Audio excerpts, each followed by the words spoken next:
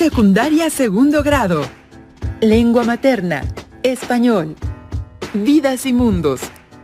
Que los alumnos identifiquen la función de la biografía, reconozcan la relación entre la vida y la obra de un personaje, así como la importancia de las citas textuales y referencias al escribir un texto biográfico.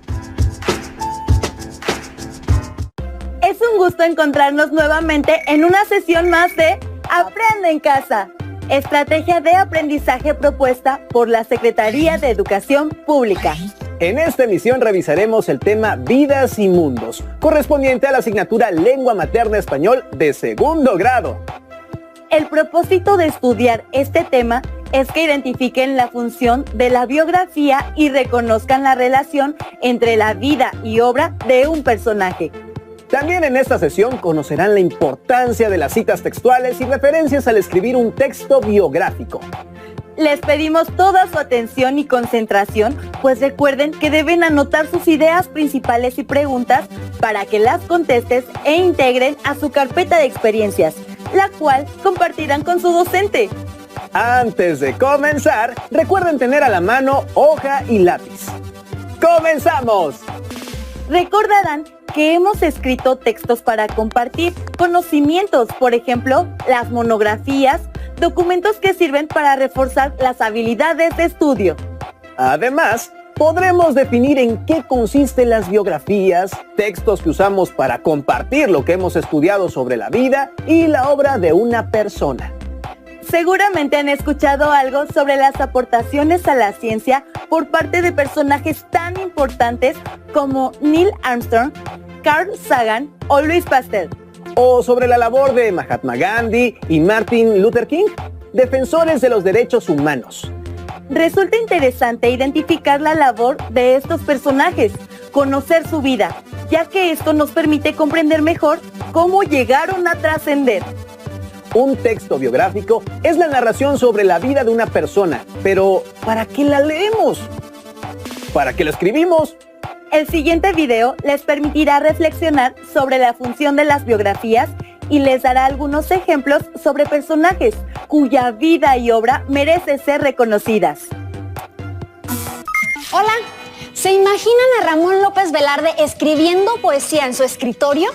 Yo sí, porque estuve leyendo su biografía y me interesó tanto que me dieron ganas de conocer más sobre cómo vivió. Por eso vine a este museo que hicieron en su casa. ¿Alguna vez han leído la biografía o los datos más importantes de la vida de alguien? ¿Saben para qué se escriben? ¿Por qué es interesante leerlas? Vengan, los invito a conocer algunos datos sobre la vida y obra de personajes célebres a partir de sus biografías. Oigan, ¿de quién hablarán en la exposición del viernes? He pensado en Martin Luther King, Galileo Galilei y Marie Curie. Yo escogí al Che Guevara. Quiero saber por qué es tan conocido. Mis papás hablan mucho de él. ¿Y dónde podemos encontrar la vida y obra de personajes célebres? En las biografías. Sí. La biografía es una narración acerca de la historia de vida o de algunas etapas fundamentales de la vida de una persona, que por lo general es reconocida o famosa por sus acciones, aportaciones o capacidades. Generalmente, la información biográfica se ordena cronológicamente, desde su nacimiento hasta su muerte. En el caso de las autobiografías, es el propio personaje quien escribe y narra su vida, a diferencia de la biografía, cuyo autor es ajeno al personaje del que se va a escribir, y debe recabar toda la información posible de diferentes fuentes para ampliar su conocimiento sobre él, testimonios, documentos y todo tipo de material. ¿Qué creen? Yo me decidí por Marie Curie.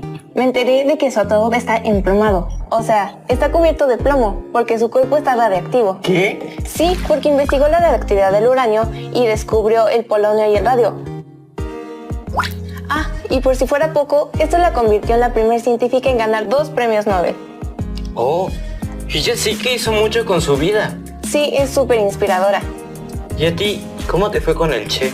Imagínate, fue médico, escritor, estadista, líder guerrillero y teórico militar. La gente lo admira por sus ideales y por promover la unión de América Latina. Con razón mucha gente lo admiraba. Yo escogí a Albert Einstein y me enteré de que fue un rebelde porque se opuso a las ideas de su tiempo y fue famoso por la teoría de la relatividad. ¿De verdad? Me lo imaginaba muy serio. Yo también me sorprendí mucho. Einstein me hizo pensar en cómo defender mis ideas. Entonces, ¿las biografías se escriben para dar a conocer la vida de las personas y el contexto en el que se desarrollaron sus ideas y actividades? Sí, además de sus logros, avances y descubrimientos, también hablan de su vida personal, sus recuerdos, anécdotas, viajes e incluso momentos felices. Cualquier situación de vida puede influir para que las personas hagan aportaciones importantes para la humanidad. Oigan, ¿y si usamos algunos datos curiosos para ambientar nuestras exposiciones y hacerlas más atractivas? Sí, o sea, como en estas imágenes. Las biografías suelen ser muy inspiradoras y se pueden usar para investigar sobre un tema o época, conocer el contexto en que algo se hizo, descubrió o inventó, conocer o entender a alguien que se admira, respeta o incluso que nos da miedo o enojo, inspirarse e imitar a otros o como mero esparcimiento. Las experiencias de las personas que han logrado dejar huella en la historia de la humanidad nos ayudan a aprender de la vida. ¿Ustedes se han sentido inspirados por la biografía de alguien? ¿Conocen a alguien que los motive a escribir su biografía? Adiós. Resulta muy interesante conocer la vida de las personas que han dejado una huella en la historia del mundo. ¿Se imaginan cómo sería nuestra vida si Alexander Fleming no hubiera descubierto la penicilina en 1928? ¿Qué circunstancias creen que lo llevaron a tan importante descubrimiento? Saber sobre el contexto en el que vivió un personaje nos ayuda a comprender cómo logró influir en la sociedad. A continuación, verán un video en el que se presentan algunos datos biográficos del escritor nicaragüense Rubén Darío. La información está intercalada con pasajes de su vida que él mismo escribió. Pongan atención a la relación entre su vida y su obra. Bienvenidos. Hoy conoceremos un poco sobre el poeta Rubén Darío. Comenzamos. Mi primer recuerdo. Debo haber sido a la sazón muy niño, pues me cargaba a horcajadas en los cuadriles como se usa por aquellas tierras. Es el de un país montañoso, un villorrio llamado San Marcos de Colón, en las tierras de Honduras, por la frontera nicaragüense. Una señora delgada de vivos y brillantes ojos negros. ¿Negros? Puedo afirmar seguramente, mas así lo veo ahora en mi vago y ensoñado recuerdo. Blanca, de tupidos cabellos oscuros, alerta, risueña, bella. Esa era mi madre. Esa era mi madre.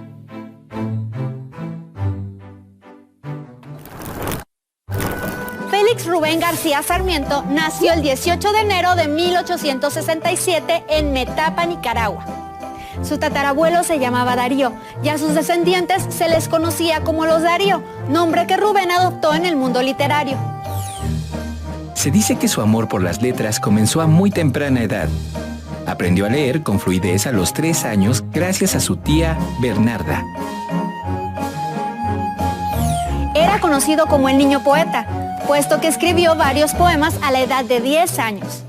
Su soneto Una lágrima fue publicado en el diario El Termómetro cuando tenía 12 años. Se cuenta que cuando tenía 13 años, se enamoró de una trapecista de circo, y cuando ésta se fue, quiso irse con ella. Así que hizo una audición para actuar como payaso, pero no pasó la prueba. Con apenas 19 años viajó a Santiago de Chile. 2 años después, en 1888, publicó una de sus grandes obras, Azul.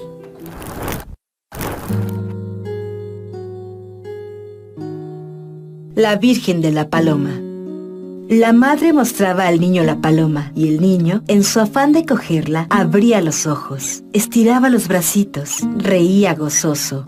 Y su rostro al sol tenía como un nimbo, y la madre, con la tierna beatitud de sus miradas, con su esbeltez solemne y gentil, con la aurora en las pupilas, y la bendición y el beso en los labios, era como una azucena sagrada, como una María llena de gracia. irradiando la luz de un candor inefable. El niño Jesús, real como un Dios infante, precioso como un querubín paradisiaco, quería asir a aquella paloma blanca bajo la cúpula inmensa del cielo azul. El gran poeta nicaragüense fue el indicador y principal promotor del modernismo en la lengua castellana. Rubén Darío condujo la literatura en lengua española a la modernidad, al liberar a la poesía de las formas tradicionales y encaminarla hacia la búsqueda de la belleza en lo sensorial, la luz y el color, aunque seguía muchas reglas de la poesía tradicional. Las experiencias vividas en su búsqueda por encontrar lo puro, lo bello y lo nuevo incluyeron desde el cosmopolitismo y lo exótico hasta el escapismo y el misticismo. Fue reconocido también como padre del modernismo. Entre sus obras principales están Azul, 1888, Prosas profanas, 1896 y Cantos de vida y esperanza, 1905. El siguiente poema es representativo de su poesía en la guerra. Representa un tributo a su persona y a los valores de libertad que defendió. Escapismo, evasión o huida mental de la realidad. Canción de otoño en primavera. Juventud, divino tesoro, ya te vas para no volver. Cuando quiero llorar, no lloro, y a veces lloro sin querer. Plural ha sido la celeste historia de mi corazón. Era una dulce niña en este mundo de duelo y de aflicción. Miraba como el alba pura, sonreía como una flor. Era su cabellera oscura hecha de noche y de dolor. Yo era tímido como un niño. Ella, naturalmente, fue, para mi amor hecho de armiño, Herodias y Salomé. Juventud, divino tesoro, ya te vas para no volver. Cuando quiero llorar no lloro, y a veces lloro sin querer. El 6 de febrero de 1916, Rubén Darío muere en León, Nicaragua, a los 49 años. En la época de Rubén Darío fue fundamental el desarrollo de medios de comunicación, como el barco de vapor, el cable transatlántico y la proliferación de periódicos para divulgar sus obras. Como se habrán dado cuenta, el contexto de vida de Rubén Darío influyó en su obra literaria. El hecho de que los artistas basen su obra en sus propias experiencias es muy común. ¿Ya saben sobre quién les gustaría investigar y escribir? Piensen en un personaje cuya obra sea significativa para ustedes. Recuerden que su aportación puede ser en cualquier área. Música, pintura, literatura, deportes, ciencia, activismo social o en otras disciplinas. Tomen en cuenta que antes de escribir sobre la vida de alguien necesitarán usar información que otros han descubierto o investigado. Por eso, tengan en cuenta las formas a través de las cuales pueden dar crédito a las ideas u opiniones de otras personas que previamente han publicado sobre la vida de su personaje. Observen el video e identifiquen cómo pueden elaborar citas textuales y referencias para evitar el plagio al momento de escribir su texto biográfico. La historia de la medicina y de quienes desarrollaron esta ciencia es muy interesante y me he dado cuenta que los diferentes libros que he leído, los autores usan las ideas, imágenes y gráficos de otros escritores, por lo que a lo largo de sus obras mencionan quiénes son esas personas que previamente investigaron o descubrieron algo sobre el tema. ¿Por qué es importante citar las ideas y opiniones de otras personas? Vamos a investigar. Oye, encontré en internet varios documentos muy interesantes sobre los modelos atómicos. Mira.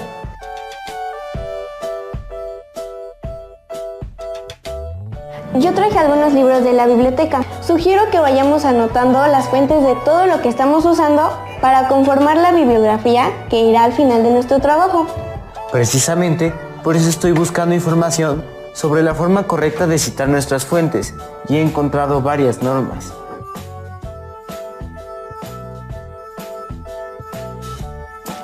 Pero aún no entiendo por qué debemos anotar todas las fuentes.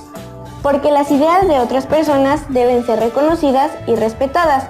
Puedes usarlas, pero debes dar el crédito a su trabajo. De lo contrario, estás cometiendo plagio, lo cual es un delito. Veamos la información de los derechos de autor.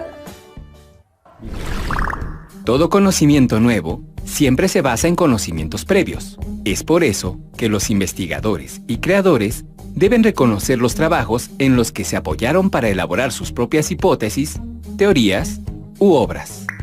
El autor de una idea original o de una obra tiene derecho sobre la misma. En México, este derecho es protegido por la Ley Federal de Derechos de Autor. Las obras literarias, artísticas, cinematográficas, ensayos científicos, artículos académicos, libros de texto e historietas, entre otras, están protegidas por esta ley. El Instituto Nacional del Derecho de Autor, INDAUTOR, es el encargado de garantizar la protección de la obra de autores y creadores, pero para que esto sea posible, es indispensable registrar la obra en el Registro Público del Derecho de Autor. Gracias a la protección de estos derechos, el autor es reconocido como tal y solo él, conforme a la ley, puede decidir quién y cómo se usa la obra. Por ejemplo, para publicar un libro o cuando se hace una película basada en un libro ya publicado, el autor de la obra original comúnmente llega a un acuerdo y cede sus derechos patrimoniales, es decir, de difusión y comercialización de la obra, y concede su autorización para hacer una obra diferente, como en el caso de una película. Sin embargo, en los créditos siempre deberá aparecer su nombre, porque la ley protege su derecho moral como autor. La protección de los derechos de autor es importante porque ayuda a reconocer y estimular la creatividad, el esfuerzo y el desarrollo humano. Ahora que sabemos la importancia de citar las ideas y opiniones de otras personas, ¿cómo ves si desarrollamos nuestro trabajo con las citas que corresponden? En el libro de Ciencias y Tecnología Física, volumen 1, hay un párrafo que podemos usar para empezar. Te lo leo. No obstante, fue John Dalton, 1766 a 1844, matemático y químico británico, quien estableció los principios fundamentales del modelo atómico, pues afirmó que toda la materia está formada por átomos de diferentes masas, indivisibles e indestructibles. Suena muy bien. Si lo usamos completo y sin cambiar nada, sería una cita textual. Así es. Pero como es una cita extensa, no se usan comillas, sino que el párrafo se coloca fuera del texto, para lo cual podemos usar una sangría. Y al final del párrafo se anota, entre paréntesis, el primer autor o los autores, el año en el que se publicó y el número de página de donde se obtuvo la información. Y ahora escribimos la referencia completa en la bibliografía: autores, año de edición, título del libro, país, editorial o institución que lo publicó y número de páginas. Para describir los modelos atómicos podemos usar nuestras propias palabras, es decir, usar la paráfrasis a partir de los autores que hemos leído. Y si retomamos los gráficos, debemos decir de dónde los obtuvimos. Creo que nuestro trabajo va a quedar muy completo y con excelentes citas. Es importante que citemos las obras consultadas para elaborar un trabajo de investigación, porque es una forma de reconocer la labor de los demás, lo cual es un ejercicio de honestidad indispensable y una obligación legal. Además, eso dará valor a nuestros argumentos y al trabajo de investigación que hayamos realizado. Adiós. Ahora que ya conocen la función e importancia de leer y escribir biografías y que cuentan con estrategias para retomar la información que otras personas han investigado y publicado, es momento de escribir su propio texto. Pero, ¿qué importancia tiene elaborar la biografía del personaje que han elegido? Escriban un párrafo e inclúyanlo en su carpeta de experiencias y reflexionen sobre lo siguiente.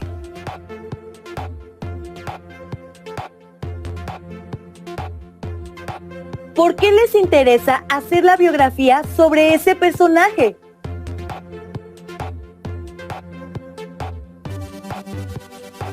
¿Quién será el lector de su biografía y cómo adecuarán su texto para interesarlo?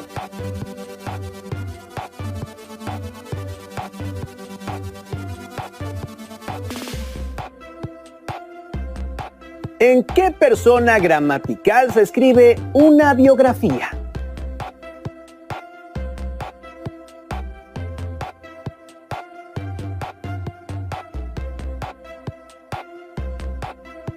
¿Qué recursos utilizarán para hacerla atractiva?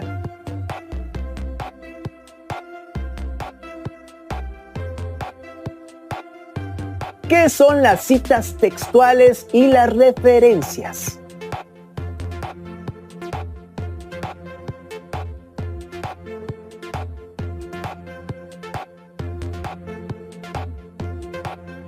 ¿De qué manera las emplearán?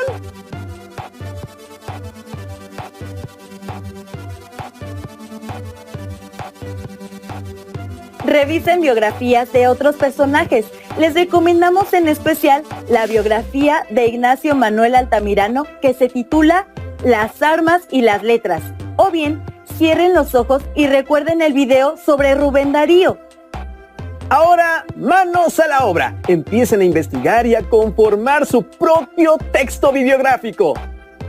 Recuerden que una estrategia para revisar y mejorar su texto es compartirlo con los miembros de su familia y escuchar sugerencias.